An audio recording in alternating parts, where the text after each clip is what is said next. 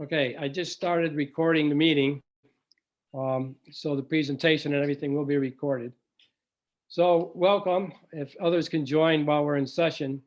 This is our 6th Zoom meeting, and it was actually a year to today that we met our last in-person meeting, having canceled the February meeting due to inclement weather, and the rest, you know the history, Zoom. So just really quickly, I think we've got this straightened out now. We've been doing it for the past 15 minutes. But anyway, for anybody that may be new, I'll run through this very quickly. Everybody should be muted. You do that by going down to the left-hand corner of your screen. So, and click on that microphone so it eliminates any unwarranted background noise. It's nice if everybody goes to the stop video, checks on there so we can see who's at the meeting. And then there is a participant screen. That is where, if you click on that, you'll see all the participants. And when you want to ask a question during Lowell's presentation, he is going to offer some opportunities, a couple different spots for you to ask questions. You would go click on your name, and you click on the little hand that appears, and then I'll call on you in the order of which the hands appear. And then you just click on your hand afterwards and it disappears. The other thing is you go up to the speaker view on the right-hand side. If you want to see everybody, you will be able to see the gallery view, and that's what we're probably on now. So I think with that, Morris, I'd like to introduce you, who in turn will introduce our, no, first of all, I'd like to introduce you, Morris, to do the words of inspiration. Thank you, Joe. Good afternoon, everyone. As we gather together at the start of a new year, I'd like to offer a prayer of compassion for those who have been hurt badly by the many crises afflicting our country and the world in 2020, and end with some words of inspiration for the year ahead. So if you'd like to lower your head, Lord, we pray for those whose lives have been turned upside down because of COVID-19 and its impact on the economy. We pray for all those scarred by the record wildfires on the West Coast and the record number of hurricanes in the Gulf. Grant us the wisdom to recognize the effect we have on our planet and give us the will to conserve our fragile island home. We pray for our country, that our democracy may never again be threatened by incidents like the ones in our nation's capital on January 6th. And finally, we pray for the new leaders of our country, that they may have the wisdom and guidance to heal our divisions and serve all of our people with integrity and justice. For inspiration, I'd like to turn to Nelson Mandela, who also faced the task of unifying a divided country when he was elected president of South Africa after 27 years in prison. Mandela used an international rugby match to bring together the blacks and whites of his country, who he knew would be cheering either for the white national team or against it. He recited from the poem Invictus, or Unconquered, making the point that no matter the hard times you've been through, and they were very hard for him, the good news is that you still have a choice and a personal responsibility about how to behave, what to do, and who to become. The poem reads, "Out of the night that covers me, black as the pit from pole to pole, I thank whatever gods may be for my unconquerable soul. In the fell clutch of circumstance, I have not winced nor cried aloud. Under the bludgeonings of chance, my head is bloody, but unbound. It matters not how straight the gate, how charged with punishments the scroll. I am the master of my fate. I am the captain of my soul." God bless America. Amen. Amen. Thank you, Morris. Appreciate it.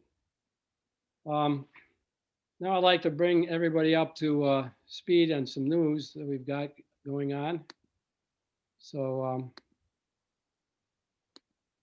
the nominating committee has nominated Gary Keene to be vice president, and he has accepted. So if there are no objections, he will be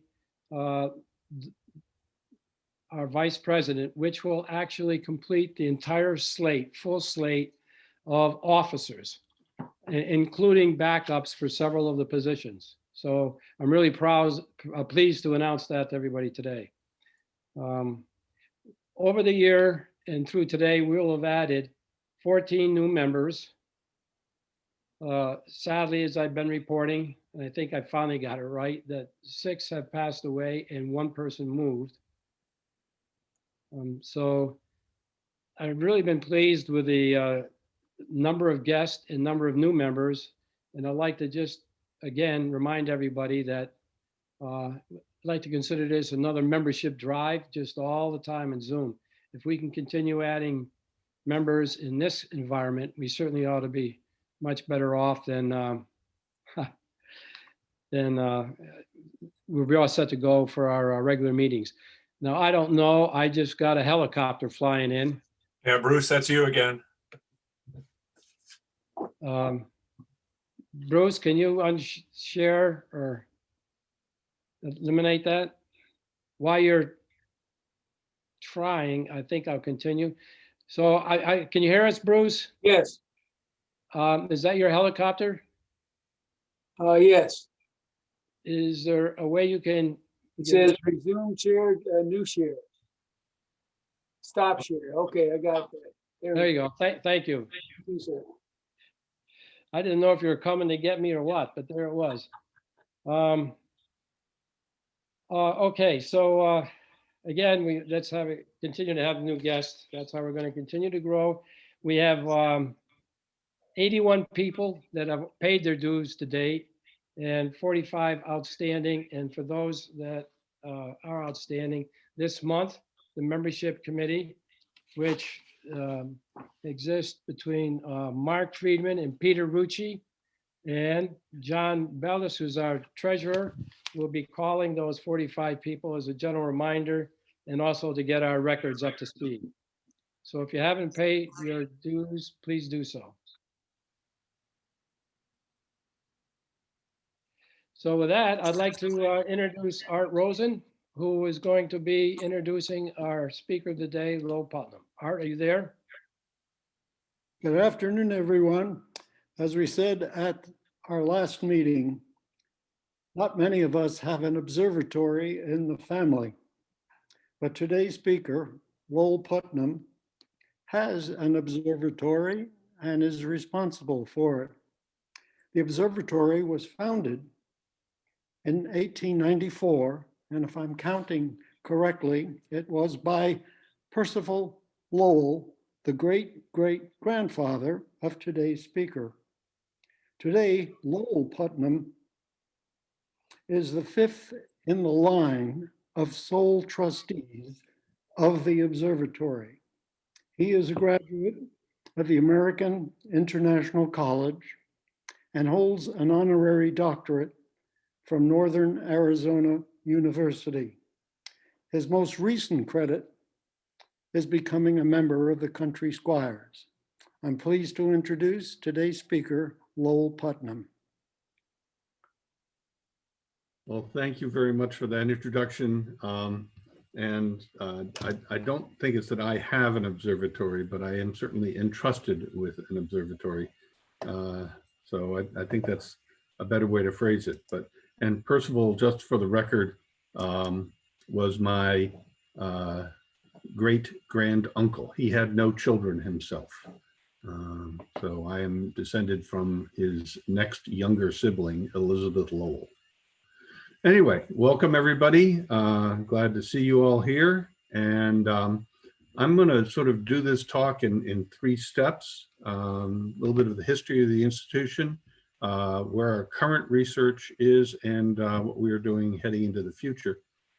And I'll stop at each one. If there's questions, I'll be happy to try and answer them. And we'll go forward from there. And then any Q&A at the end is also available. So briefly about the observatory, I'm going to talk about our current research. We'll talk about what it means in terms of the study of astronomy, which is the key part of establishing the trust that now runs the institution. I've got a video of one of our astronomers talking about her research and why she does it, and some of the information that it helps inform our understanding of the universe and our place in it. Because the observatory is famous as the place where Pluto was discovered, I'm also going to talk a little bit about the research we now have about Pluto based on the most recent flyby. By the way, my background here is from the far side of Pluto, looking back towards our sun. And what you're seeing in that blue line that surrounds it is the atmosphere of Pluto. It does indeed have an atmosphere with various layers on it. And this photograph was key to showing that, helping our understanding of it. In addition to doing direct absolute research, the institution also has a requirement from Percival that research is something you must share with the public. You must engage with the general public and to make them co-discoverers, was Percival Lowell's term. And so we'll talk a little bit about our public program, our future plans, and then if we've got any questions after that, we'll go into them as well. So our founder was Percival Lowell. He was a Boston native, very well-known family in Massachusetts and New England. Went to Harvard, which is where all males in that family went, and then went on to MIT. He was considered by his professors at MIT to be the brightest mathematical mind of his generation, which is an interesting statement. He went on to run the family business for a while, which was the merger of the Lawrence and Lowell Mills at the time. And then he did a lot of traveling. But instead of going to Europe, which was the customary thing to do, he went over to Japan and Korea, spent 2 years there, and taught himself Japanese and Korean, and wrote 2 books about his experiences there, which became New York Times bestsellers. And because of that, he was elected to the American Academy of Arts and Sciences in 1892, which is also about the same time he became fascinated with Mars, which was making a close approach to Earth. And amateur astronomy had always been an area of interest to him from when he was a small child. His earliest memory that lived with him for his entire life was of his mother waking him up at about age 3 and taking him up onto the rooftop of their house to see the comet Donati as it was traversing across the night sky. And he was forever fascinated by that. And so he did that. The foundation of the observatory, this is the first modern observatory that was chosen its location for the best seeing. Most of the other grand observatories founded back at the same period, Lick, Mount Wheeler, others, were also found so they were convenient to get to for the researchers, or they were a convenient location to the person who put up the money, in the case of Lick. But it was not necessarily where the skies were the clearest and best. Percival set out from the beginning to put it where it would be able to have the best nighttime seeing, and that is why the observatory is still doing research in Flagstaff today, because the dark skies are still so good. He promoted the theories of canals and life on Mars, that they were intelligently formed. Obviously incorrect, but very popular thought at that point in time. He calculated and started the initial search for what was called Planet X, what we now know as Pluto.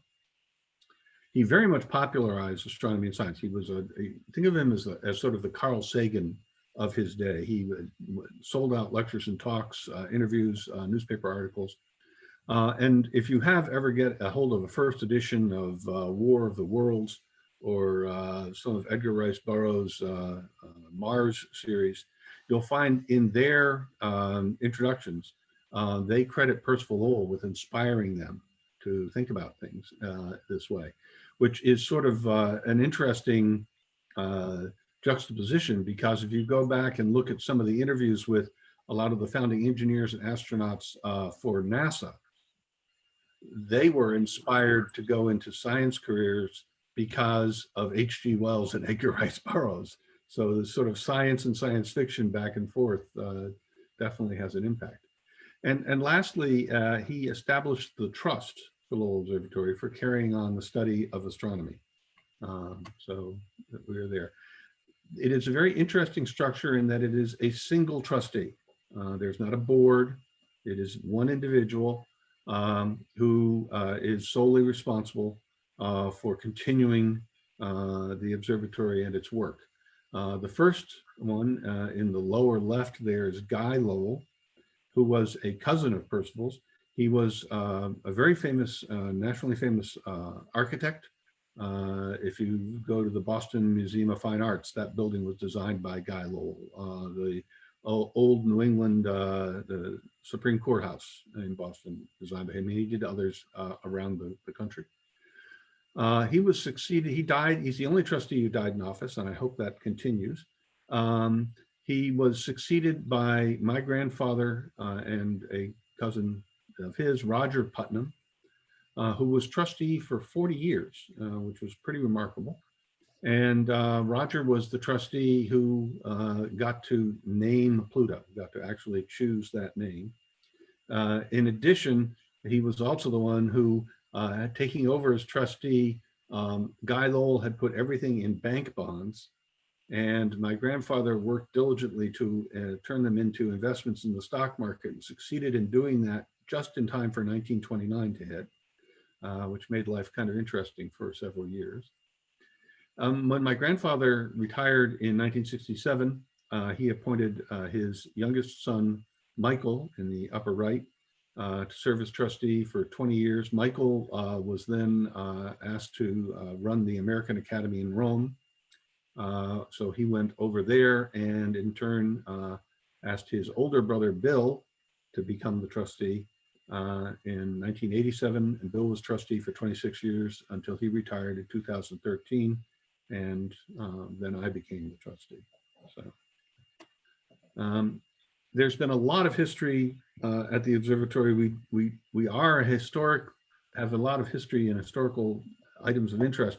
We don't do it because of any, we didn't set out to be historical. We set out to do research. We still do research. History just sort of happens along the way.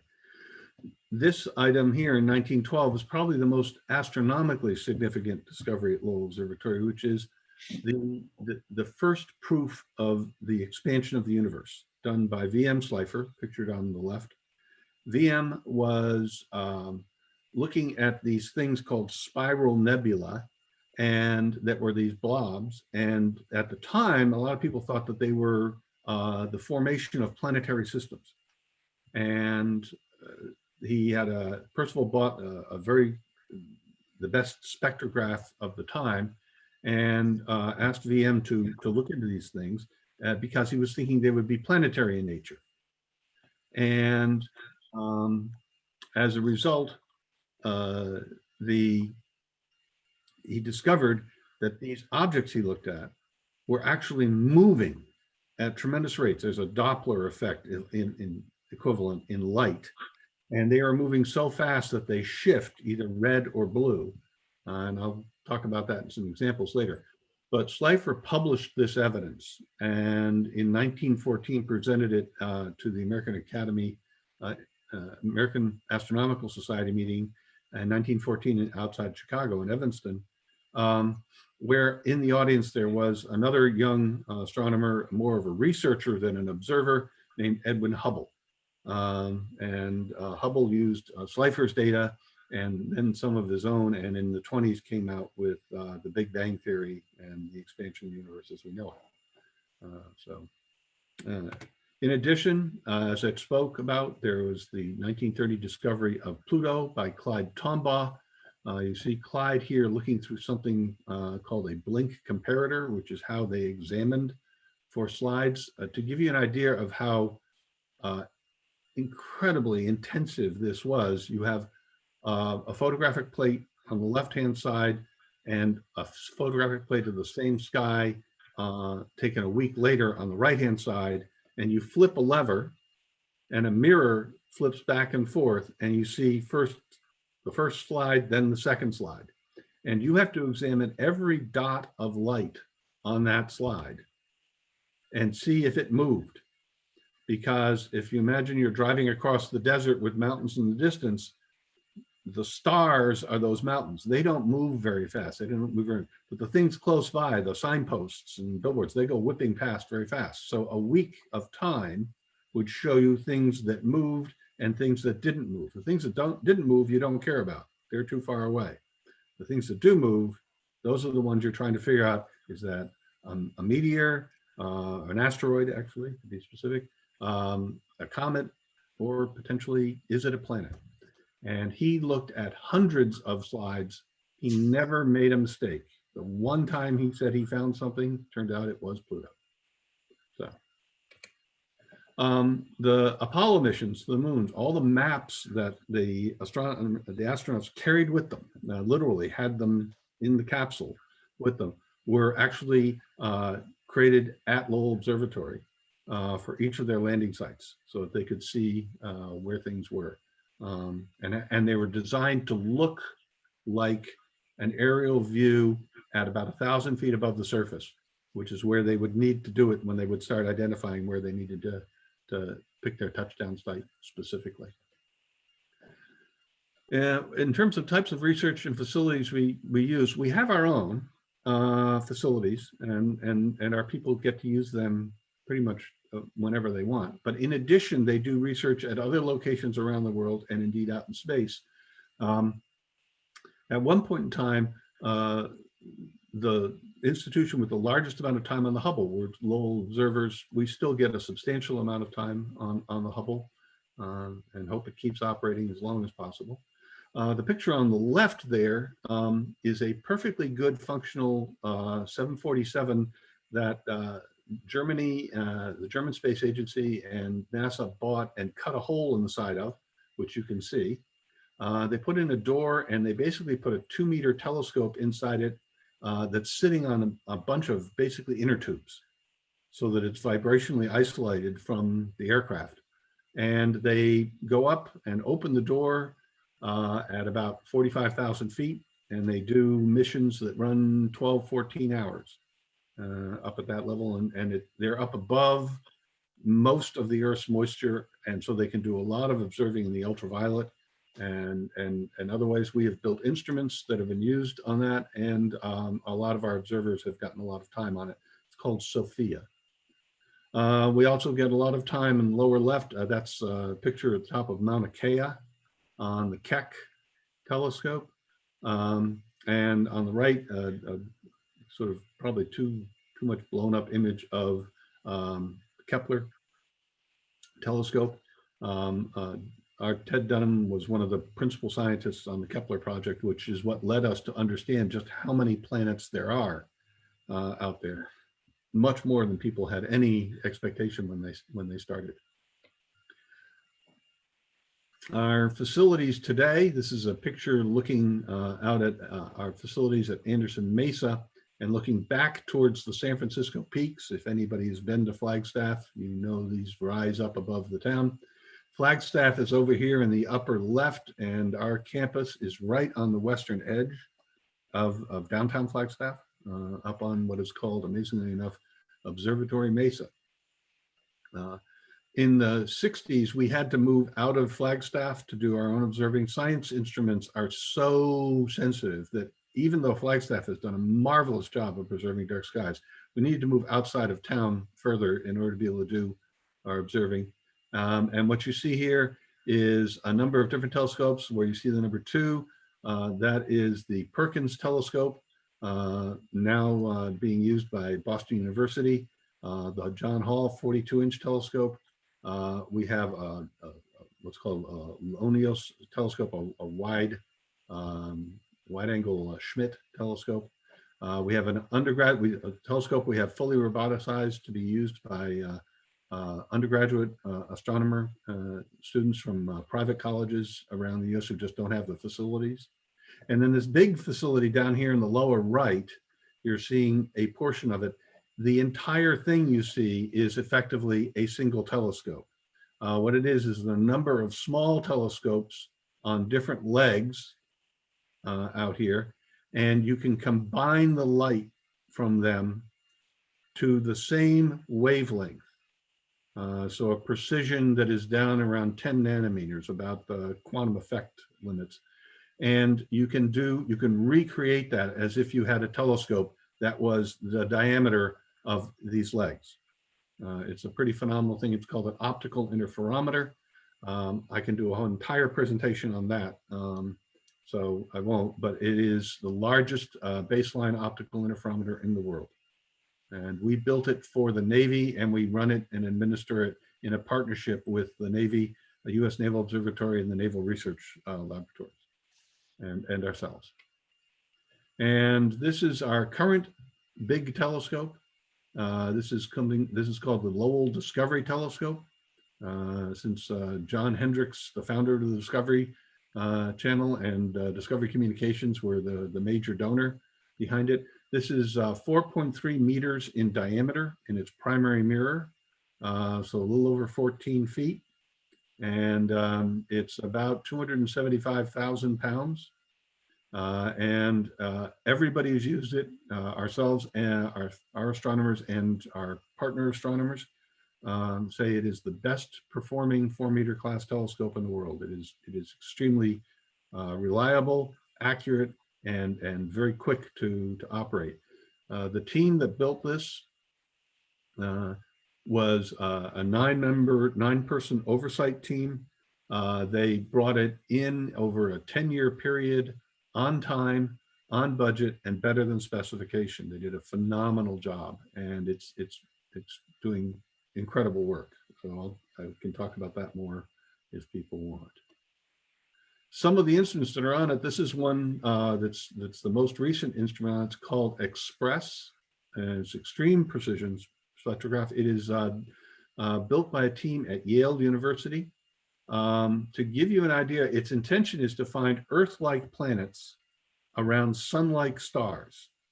And we know enough that when, if you think of a star as a hammer thrower in track meet, they are spinning around and the hammer is a planet.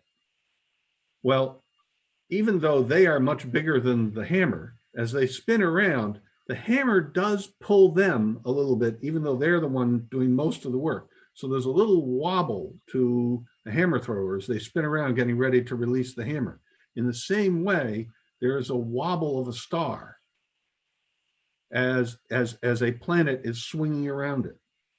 And so when you're looking at that star from far away, from the side, what you see as the planet is wobbling back and forth is you see a change in what's called its radial velocity.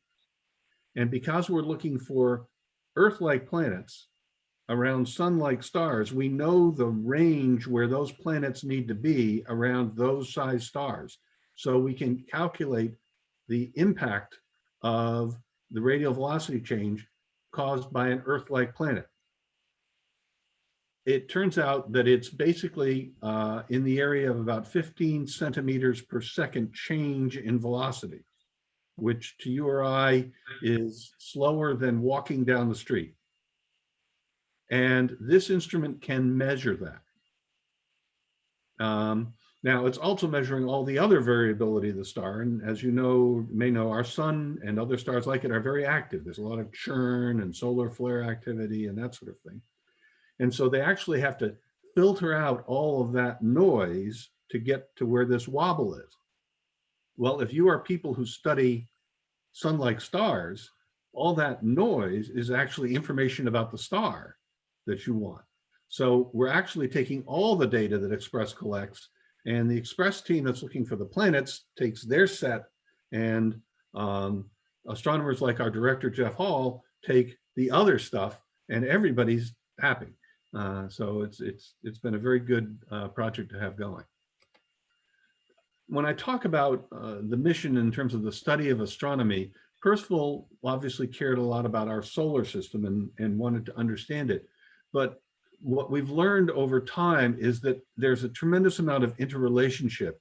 And so we've built a team that covers a lot. Obviously, you see a large number of the people concentrate on our solar system.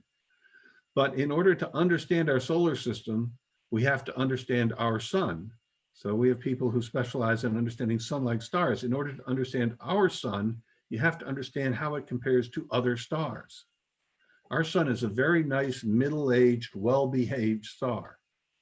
But if that were the only thing we could understand, we wouldn't understand how stars form or how they age or how some stars are different than our stars. What does that mean? And so that's important. Of course, stars themselves form out of galaxies. So understanding how galaxies create stars is important to understanding how stars themselves exist, and understanding our system. While we understand our solar system fairly well, for a number of years, we thought, oh, that's the model of how all solar systems should be, all planetary systems should be. You know, small rocky planets close in, big gas planets farther out, and then, you know, icy bodies at the outskirts. Well, as we're learning more and more about other planetary systems around other stars, that is not always the case. And so this changes our fundamental understanding of how do planetary systems form, how did our solar system form? And by the way, how did that end up leading to life and people sitting around Zoom meetings discussing how the universe happened to lead to our ability to have this conversation. It's quite an interesting journey there.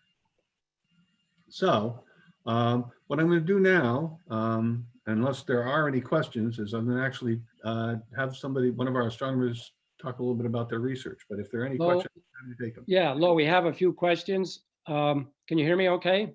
Absolutely. Okay, the first one, Paul, you had your hand up initially. Paul Etkin, I don't know if it's... Yes, I do have a question. This is fascinating.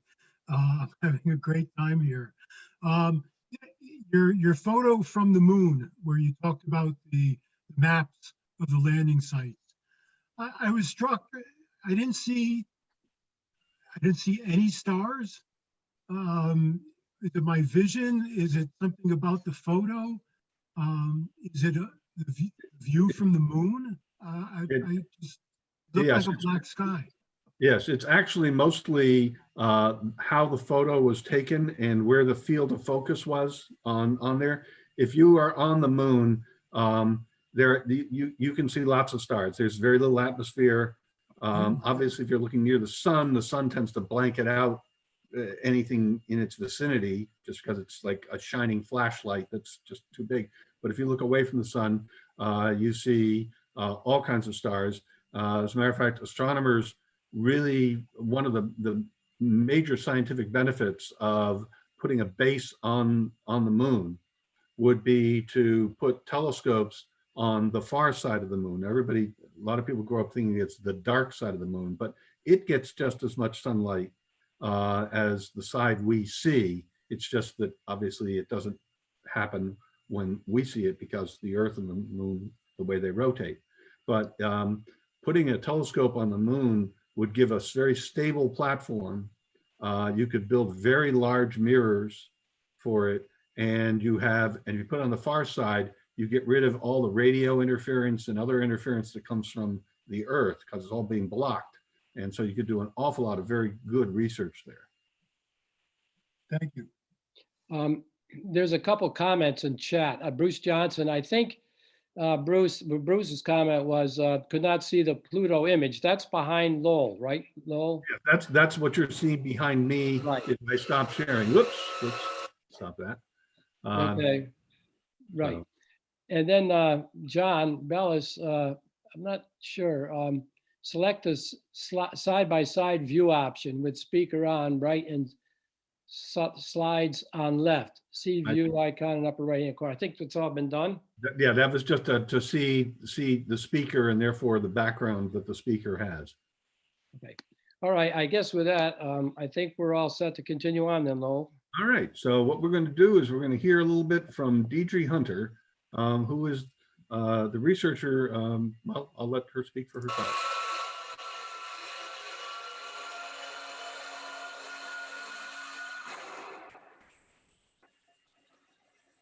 What I find exciting about being a scientist and being in general and being an astronomer in particular is that there are times when I have figured something out that nobody else on the planet knows.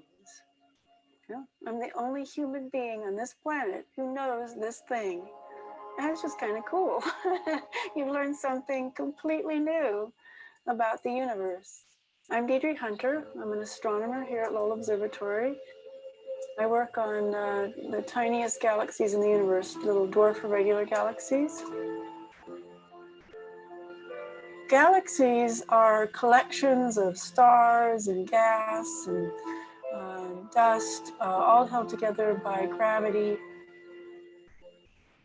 Dwarf irregular galaxies are just teeny tiny little galaxies that are maybe 10,000 fewer stars or even less. The tiny irregular galaxies that Deidre Hunter is studying contain a profound mystery. The birth of a star, according to accepted models, can only happen in a large galaxy with a critical density. Dwarf irregular galaxies don't have this density, and yet we can see stars forming inside them. What I would like to do is answer the big question of dwarf irregulars, which is, how do they form clouds that form stars? If you look at the sky at night, you see all these stars in the sky, and we tend to think of the space between them as being empty. But it's not. It's full of this very tenuous gas. Occasionally, this gas will come together into a cloud, and then gravity pulls it together further, making it a dense, cold cloud. So then the stars form out of those kinds of, they're called molecular clouds. To understand more about how stars form in these cold molecular clouds, Deidre will head to the Discovery Channel telescope, where she waits for the sun to go down to set up on a galaxy where she hopes to find some answers. 6:40. The galaxies that I've chosen are a subset of a sample that's part of a project called Little Things. I'm using the camera to take images, and the purpose of these images is to go very, very deep so that we can study the outer disk of stars in these galaxies. I observe in through four different filters, from the ultraviolet, blue, green, and red. And the purpose is to see what kinds of stars are out there. By looking in dwarf galaxies, we're looking at an environment where star formation isn't explained by the current models. But if we look in the far outer disks of dwarf galaxies, we're looking at an even more extreme environment. And so if we can look out there, if we can see star formation going on out there, then we've poked a really big hole in the models. For Deidre to go deep enough to see star formation in the outer disks, she will spend 2.5 nights to get the full spectrum of a single galaxy. The answers Deidre is looking for in these dwarf galaxies could also have implications for other questions about our universe, as, for example, how it began. In the early universe, when the first stars formed, they formed out of a gas that was primarily hydrogen and helium atoms, and not any of the heavier elements like carbon and nitrogen, oxygen that we see so much here on Earth. So that raises the question, well, how did those first stars form then without the benefit of those heavier elements? The gas around the first stars would have been pristine, nothing like the gas we have now in the Milky Way. The closest thing we have to that kind of gas is what you find in dwarf irregular galaxies. If we can understand more about star formation in dwarf irregular galaxies, we might come that much closer to understanding the mystery of how the very first star in the universe was born. And you can see that you can see why you have to expose a lot if you want to go really deep. The galaxies in here. Now, it's not something you discover because it's not just going to happen overnight. I've been working on it for over 30 years already. And so it's just something that you work out. You do one thing and then you do another, and you think of something else, and you do this and you do this. And you just try and put all these pieces together over time and hope that eventually you can make up a picture that actually makes sense. But it's this little tiny dwarf irregular galaxy, and it has a little bit of star formation going on it, but not a whole lot.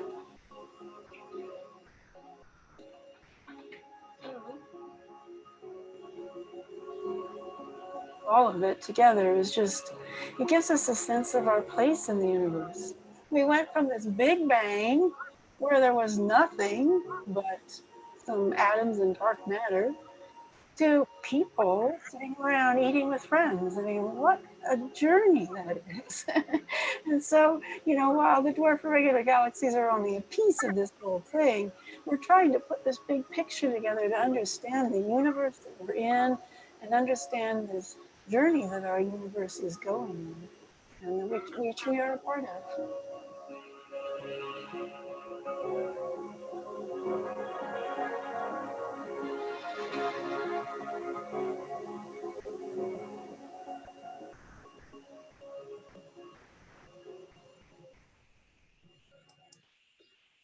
Okay, then.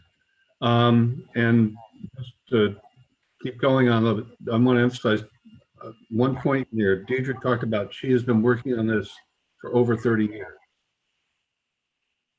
She has been working on this for over 30 years at Lowell Observatory. One of the things that is a hallmark of this institution is long-term sustained support. So if you become a tenured astronomer at the observatory, you can do your research for your entire life.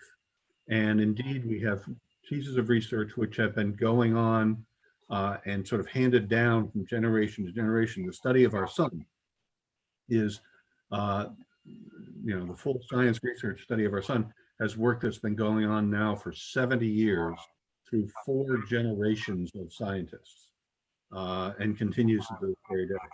And that is unique in terms of having an institution that can do that and having the facilities that let people do that. So that's something that is good. I'm going to shift to a different screen. I can make it cooperate and show you some of the images that we have from the telescope. So we'll start with this one just because it's pretty. And this is the Whirlpool Galaxy. This is taken by the camera that is on the big telescope. The camera is a single large CCD. So it's like your cell phone, except that the CCD is about 4 inches on a side. and it's about 6,000 pixels on a side. So it's 36 million pixels for every image. And obviously you take an image, as Deirdre talked about, you take an image in with different filters on. So to get a photograph, we typically have to layer, take an exposure with a red, a green, and a blue filter, so 3 different exposures, and then stack them. These have not been photoshopped. These are just as they are, and it's pretty wild to sort of see how far you can drill into these images. I don't know why I don't have the moon up. It's a particularly fascinating one. Let me shift over to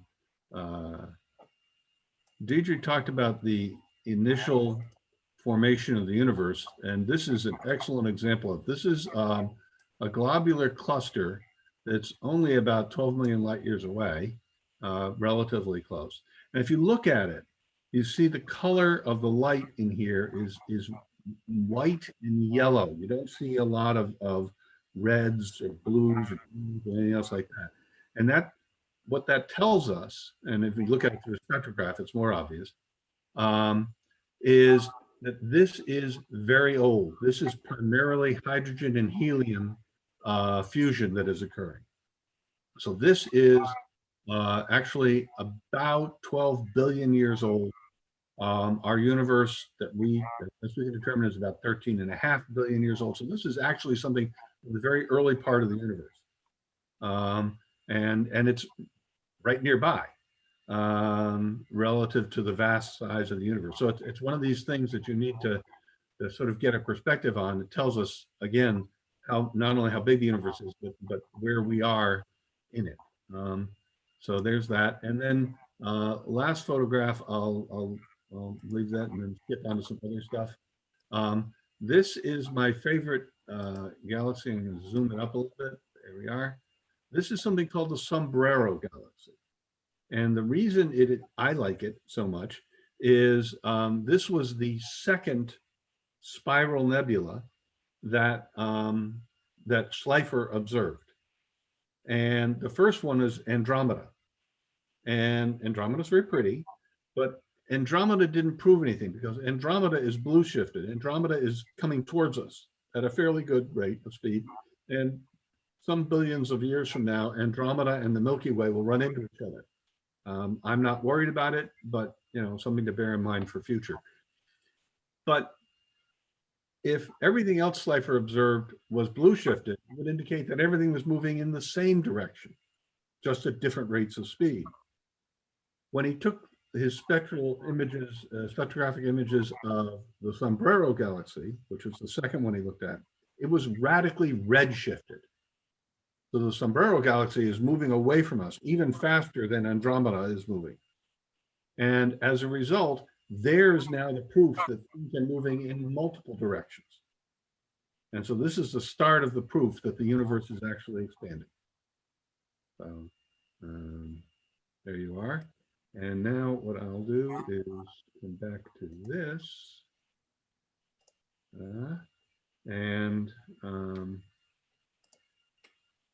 I'll talk a little bit about Pluto.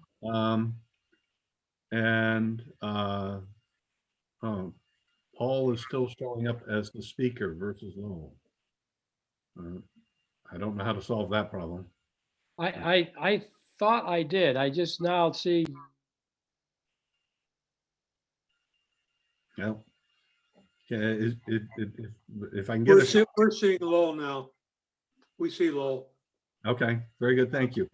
So I'm going to talk about the New Horizons mission. So if you may remember in 2015, the New Horizons spacecraft went past Pluto, collected data, and has continued on and observed other objects further out in the Kuiper Belt, and is continuing to sail on at about 35,000 miles an hour for the rest of its life. We'll be able to keep getting data back from it through till about the mid 2030s.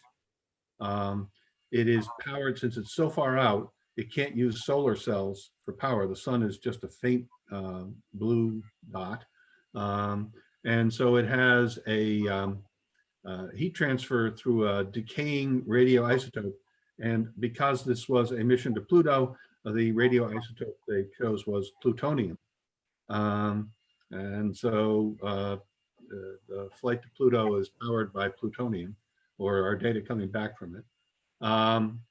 And interestingly enough, the only institution that was part of the consortium that ran the New Horizons mission and did the science research from it, the only institution that was around from when Pluto was found was Lowell Observatory. The others involved in it, the Johns Hopkins APL labs were founded in the 50s, NASA in the 50s, Southwest Research Institute in the 70s, and Lowell Observatory from the 1890s. And by the way, the science team, it was obviously one of the team leads was somebody who works at Lowell, Will Grundy, Dr. Grundy, but over, I think 30 or 40% of the science team were all people who had worked at the observatory at some point in time in their careers. It was a phenomenally successful mission, incredible team effort to manage that and make it as successful as they did.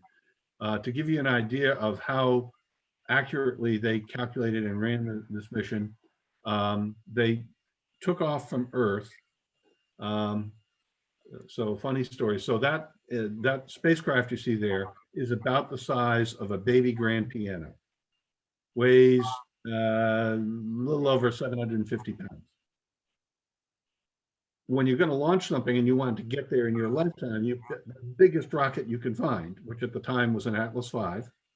Well, the payload bay for an Atlas V is designed to handle school bus sized satellites. So the entire bay only was holding this little spacecraft. So they put 5 rocket boosters around the base of the Atlas rocket, and then they put another solid fuel rocket in the payload bay and put the spacecraft on top of that rocket. So they left, as it launched up, it was pulling 14 Gs. It went from the Earth to the moon in 9 hours, and it targeted to go past Jupiter and get what's called a gravity assist. A lot of people think it's a slingshot, but it's not quite, but they get a gravity assist to then spin through. So they had to hit a very precise window to get the right shift and sling around Jupiter and head towards Pluto. They hit so precisely that the only adjustment they made in the spacecraft was to change the speed by 10 miles an hour 6 months after they left Pluto. And it went exactly halfway between Pluto and its moon Charon. I mean, an incredibly precise task. So to give you an idea of what you saw, so here's an animation of Pluto as the spacecraft was approaching it. Obviously, you can see the heart-shaped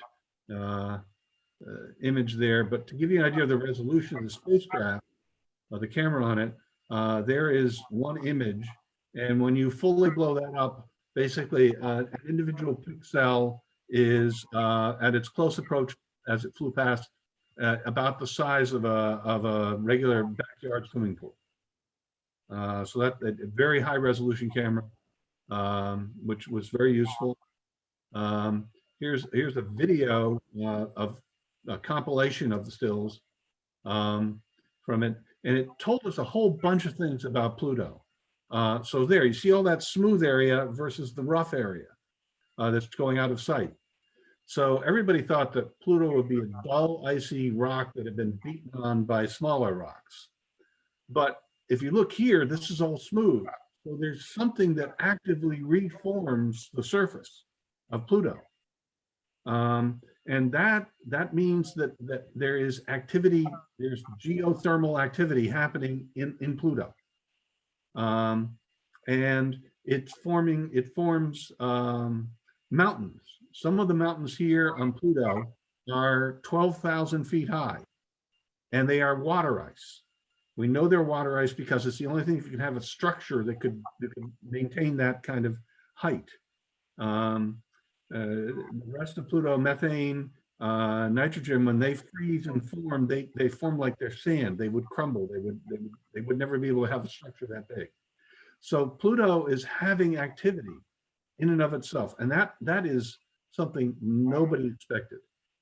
And it's one of the areas of continuous study because it changes the model about our understanding of how things form. So, and how planets form and shape themselves and what they can take. I'll end with a little bit about our campus, our primary campus here in Flagstaff. So this is where we are. Flagstaff is off to the left over here, downtown Flagstaff. And you drive up a hill and come on to the main campus here. We have our current visitor center there. Over here, this is the Clark Dome, which is where Slifer did his spectrographic work. Out here on this long line right here at the bottom center, this little dome is the Pluto dome, where Clyde Tombaugh took the images that found Pluto. This new building structure here is something called the Giovanni Open Deck Observatory.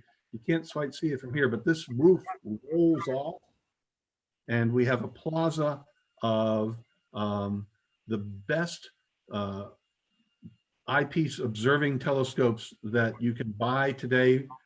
They are collectively about $500,000 worth of telescopes, and they are open. It's open to the public. Right now in COVID, it's not as open as we'd like it. We have to have very reserved times and small groups that know each other and things like that. But we are still able to be open and allow people to do viewing through these telescopes. You can go and view through the Clark. You can look. This is a telescope that Percival Lowell used, and you can go look through that and see everything that he saw as he saw it. You can see some other telescopes and domes that we have. Some of very few are still being used. Most of the research, as I said, is done out at Anderson Mesa and at the Discovery Telescope, which is even further out of town. And then we have a new archives collection center that we store archives. We have correspondence between Hubble and Slifer, telegrams from Einstein, Niels Bohr. There was a tremendous period of correspondence, and it's always good to be able to look at this stuff. We run a very active public program. This is my point when I said about Percival Lowell wanting to make sure that people were co-discoverers, that people could share that excitement of learning that new thing. And so pre-COVID, we had over 100,000 visitors a year. Coming up on the hill, we are working on building a new visitor center. I think I may have a video of that. There's a better view of the Open Deck Observatory. You can see very small but very powerful telescope. This thing is called a Moonraker telescope. It is a refractor like the Clark. It's a piece of art. This guy custom builds them. He's in England. There's a 1 meter telescope here. We've got 2 plane waves, one of which we have hooked up to a camera. So if you go to our website, lowell.edu, we actually have nights where we're doing live viewing from here, and you can actually send in requests to look at different objects in the sky, and we'll put them up and let you see them. And I think I'll close with this.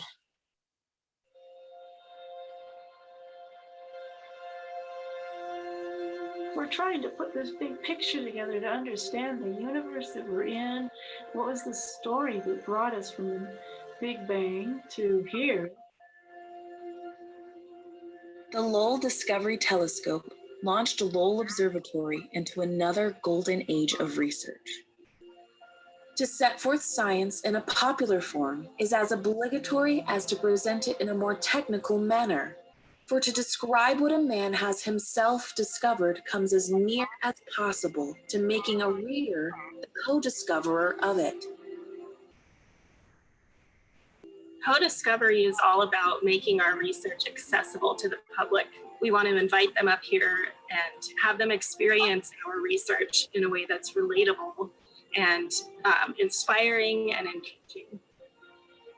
Stories are an incredibly powerful means of connecting with people and inspiring them to learn. And we have one of the most captivating, meaningful, incredible stories of all time to share with our visitors. The story of the universe and how we've gone from the Big Bang to light and people sitting around contemplating the universe over dinner. The Astronomy Discovery Center will tell the story of the universe through the lens of astronomy. In the Universe Theater, our science-loving educators will send guests on a journey through time and space to experience the fantastic realms of the universe. Giant wraparound screens will immerse guests as they travel back in time to witness the Big Bang, roam the surfaces of Mars and Pluto, or dart from galaxy to galaxy through the large-scale structures of the universe. People will come away knowing things like the protons in their atoms are literally as old as the universe. And they'll come away from this experience feeling more connected to the universe and each other and inspired to learn more. This unique experience that we're developing for the Astronomy Discovery Center is going to set us up to become the world's premier public astronomy destination.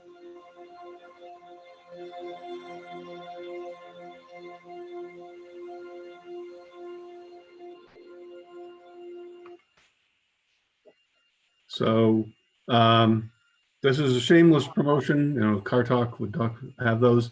Obviously, we are a private nonprofit research institution. We do rely on support from the general public as well as money we receive from NASA and NSF grants, etc. If you just go to lowell.edu, you can get a wealth of information about what we do. The reason we're building this new center is that the current visitor center was designed for a capacity of 50 to 60,000 people a year. We are more than double that now at 105,000, I think, in December of 19. And presumably once the pandemic is over, we've been told we should expect to go to 150 to 200,000 visitors a year. So we need more capacity to give people a good experience and show them what is there. Anyway, that's really the end of my talk. I'm happy to answer any further questions that people have. Well, geez, I don't know what to say. Thanks a lot for the presentation. It was really outstanding. And you can leave that up there for a minute or two. Yeah. I have to remark that I, first of all, did get something a little out of order, which I just want to throw out that number one, we normally have introductions of new people and new members prior to the presentation, which I glossed over. I have it asterisk, that's why, and underlined and starred. If it was just regularly, I wouldn't have. But anyway, we will get to that next. I don't see any hands up for questions. Are there any other questions, or there's no chats? I think it was so informative that it was pretty clear. I have a question. How did it come up with the name Pluto? Pluto. So actually, it was a really good social media marketing campaign done back in 1930, before the age of all this stuff. The official credit goes to a young English woman who just died not that long ago, only about 10 years ago, named Bernie, who suggested it should be named Pluto. They asked for suggestions. The reality was that you wanted a name that would be in keeping with the mythology names given to the other planets, because it was so far away and so faint. Pluto was a logical choice, and also, as I learned from my grandfather, the astronomical abbreviation for Pluto is PL, which is also the initials of Percival Lowell. Wow. So, who could ask for anything more? Yeah, interesting. There is a chat question. Is Pluto a planet? is any UFO observations with the telescopes? And the answer to the second one is no. The answer to the first one is depends on who you ask. If you ask planetary scientists, they will tell you absolutely it's a planet. The International Astronomical Union, which is sort of a large umbrella organization, is the one that had the vote in 2005 and called it a dwarf planet, but specifically said that even though the word planet is in there, it's not a planet, it's a dwarf planet, but we use the word planet. It's a silly thing that was very much a political decision, not a scientific one, to differentiate that. To just give you a couple of points, if you add up all the known and identified bodies in our solar system and put them in order of size, Pluto is literally in the middle. It is the median-sized body in our solar system. The definition the IAU passed said that it can only be a planet if it orbits our sun. So all those planets that we're discovering around other things, they're not planets by this definition. Silly point. And if it says that it must have cleared its orbit. So if you moved Earth out to Pluto, it would no longer be a planet. So it's only because of where it is. If the fact that we still have asteroids that turn into meteors and come crashing down on us or get really close to us, means obviously we haven't cleared our orbit. So by their definition, Earth is not a planet. And so if they had done a good job of taxonomy, then we wouldn't be having this conversation, because it's sort of like saying, what is a mountain or what is a river? They come in all shapes and sizes. And Pluto happens to be its shape. There are small icy planets. There are big gaseous planets. There are dull rock planets. And so who knows? Anyhow, hope that answered the question. I see Paul's question here. How is it possible to be in the edge of Flagstaff and not have light pollution affecting the work? So we only do a limited amount of science observing on the campus there, right on the edge of town. The bigger campus, the bigger facility I showed you at Anderson Mesa that has the optical interferometer is about, as the crow flies, about 9 miles away from town. And it's got a large hill that blocks the light in Flagstaff. That said, Flagstaff is the first international dark sky city in the world. They have always been very good about protecting dark skies, having ordinances back into the 50s, preventing those giant spotlights coming in that people had to, announce new movies at the theater and stuff like that. You can, in Flagstaff, be in downtown Flagstaff on a Friday night and look up and see the Milky Way in the sky with your naked eye. It's still that dark, even in downtown Flagstaff. So as soon as you get away from downtown Flagstaff, it's even darker. We did some imaging for a different site a few years ago that's about 15 miles away from Flagstaff. And the biggest light source in the night sky was Phoenix, which is 150 miles away. And it was generating more light into the night sky than Flagstaff, which was 15 miles. So there you go. And there's another comment there. John Bellis said he saw a headline that there may be fewer galaxies in the universe than we thought based on Horizon's mission. Can you comment on that?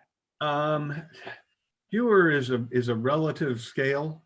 The answer is there are, as far as we can tell from Hubble and from a lot of the work done through that, there are billions of galaxies.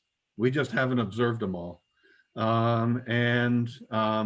Those galaxies themselves have billions of stars, and most stars have planets around them. So, you start adding the numbers up, and that's when well, is there life elsewhere in the universe? The answer is probably. What do you want to define life as? Intelligent life? Well, okay. Some would question whether we qualify. And but the odds that there is or has been or will be intelligent life elsewhere in the universe, odds are pretty good. Whether or not we'll ever know about it or connect with them, whole different question altogether. Well, thanks a lot for a very engaging, informative presentation. Okay. There may be one more chat, but I wanted to make sure we didn't lose people. Let's see. What does our universe expand into? Yeah, it's now you want to get into theoretical astrophysics. It's going to be a very engaging conversation. I'm not qualified to do it. I want to remind everybody, my degree is in psychology. Maybe that helps me understand astronomers, but it does not necessarily help me understand astronomy. Basically, that's a question based on a false premise. There are two theories. The universe either just is, and therefore there is nothing for the universe to expand into. It just is, and it is expanding at the moment. It's growing itself. There's another theory that says that there's a multiverse. Those are the two primary approaches, and that we kind of bubble up against all these others. And if you want, I can probably go find somebody who can give you a very fascinating talk on these alternatives, but you're going to have to wrap your head around some really interesting concepts.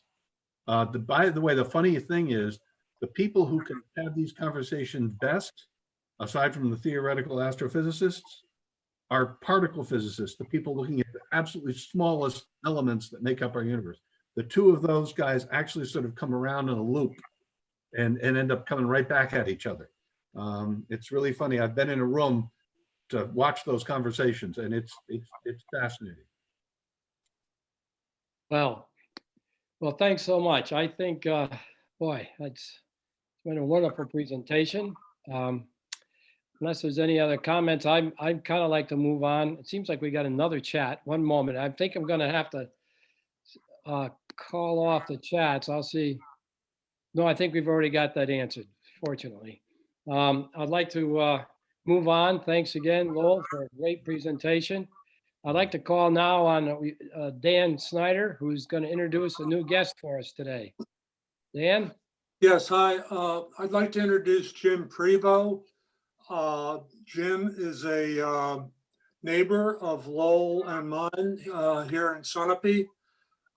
He was, before he retired in 2013, he was Chief Information Officer for 20 years of Green Mountain Coffee Roasters, which you may know best as the makers of the Keurig machines and the K-Cups, where Jim was responsible for the enterprise IT and associated functionalities. Before that, he was at Digital Equipment Corporation for 13 years. He was a graduate of University of Vermont, and until recently was a resident of Vermont, and he's seen the light and seen where greener pastures are, and now he's a resident of Sunapee. He's actually been in Sunapee since 1953 as a seasonal resident, and he and his wife Diane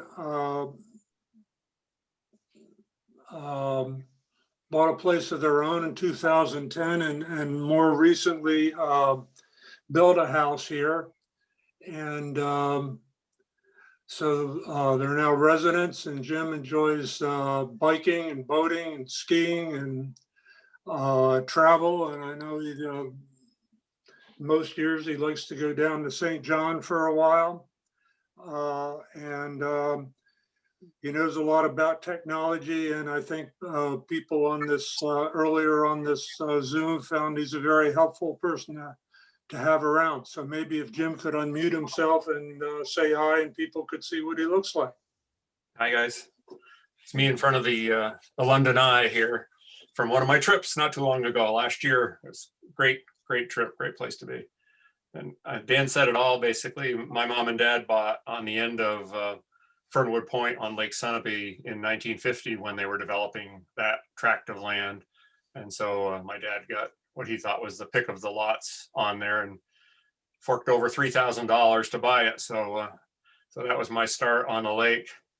And I've been real happy to be there every summer of my youth. And as Dan said, I went to UVM and met my wife up there, ended up living up in the Burlington, Vermont area for the rest of the time after that. But we always had our boat on Lake Sunapee and ended up settling down there. So glad to be here. This is fun. Well, great. Welcome aboard. Thanks. Okay, and Bruce Johnson, are you here today? Bruce? Yes, I am. Yeah. I just we didn't coordinate this, but I'd like you to just introduce our newest member. Just you don't have to read through everything. You've gone through that last time, but we have another new member joining the Squires. Yes, Roy Raven, but he wasn't able to join today. I don't know what happened, but I think he sent a letter to you saying that he was busy today. Okay, well. No, he missed a great talk. Yeah, and he is our latest member. So let's see, with that, I'd like to have Art Rosen tell us a little bit about what we can expect next meeting, who our speaker will be and what the subject will be. Are you there, Art? Yep. Next month, we come down to Earth to a technology disaster. It is the 1990 Boston Back Bay rail collision, a time when an Amtrak train and an MTBA train collided, sending hundreds of injured into Boston's ER facilities. Our speaker, Mark Friedman, is an ER specialist. He's also a member of the Squires, but he was receiving many of the injured into his emergency room. And his talk will be about the disaster, handling disasters from the perspective of the emergency room. That will be Mark Friedman next month at this time. Thanks, Art. I might also note that Mark is one of our co-membership chairmen. So he's also taken on an active role already. So very good. We look forward to that. I'm still looking forward or hoping to have our very first Zoom meeting of the year with I think somewhat optimistic based on the rollout of the, or proposed rollout of the vaccines. With any luck, we will start being vaccinated maybe the end of this month, but at least February and March timeframe. I'm hoping tentatively we will have to see to schedule a meeting after we've all been immunized and maybe another month after that, just to be sure. I'll check with Paul Etkind, our resident. And somewhere around April, May timeframe, we will have an initial meeting online, whenever that is, and then we will have a gala event. I promise you that, where we will all get together and we'll have kind of an honors membership or meeting, I guess, to recognize all the speakers, give them out the coveted mugs that they've earned. And for all new members, they are also awarded a pen, and we will have some sort of a membership like that. And also May is our 61st anniversary, which obviously we missed last year, our 60th. So with that, unless there's any other comments or questions or any new news someone would like to bring up. Okay, I guess I guess we can adjourn till next time. Hope to see you all. Thank you for attending. Well, thank you, Joe. Okay.